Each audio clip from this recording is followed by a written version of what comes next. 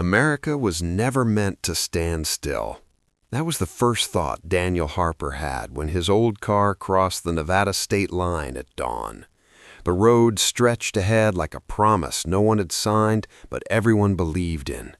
The sky was pale pink, the kind of color that feels temporary, beautiful because it doesn't last. Daniel was 49. He had a suitcase in the back seat, a thermos of coffee, and a life that had quietly collapsed without making much noise. No dramatic explosion, no scandal, just years of doing what was expected, until one day he realized he no longer recognized himself. So he drove. America has always been kind to people who drive without a clear destination.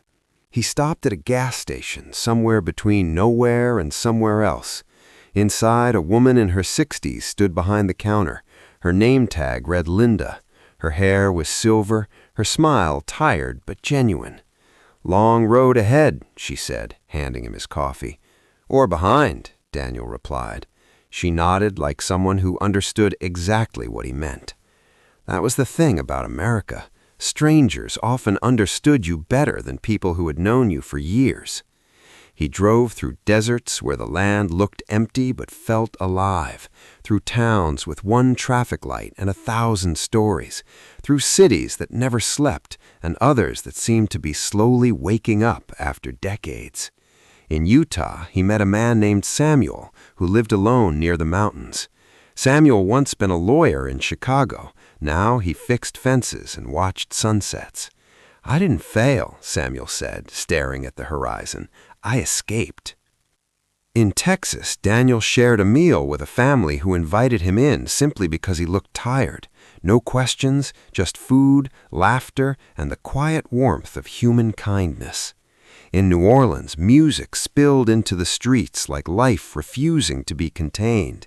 Daniel watched an old man play the trumpet with tears in his eyes, as if every note carried a memory too heavy to keep inside. America wasn't one story.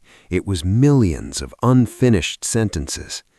Everywhere Daniel went, people were trying to become something else, or return to who they once were, or simply survive one more day with dignity intact. In a diner in Mississippi, a waitress told him she was saving money to open a bakery. In California, a young woman slept in her car but spoke about her dreams as if they were already real. In New York, a man in a suit admitted on a subway platform that he felt more lost than he ever had.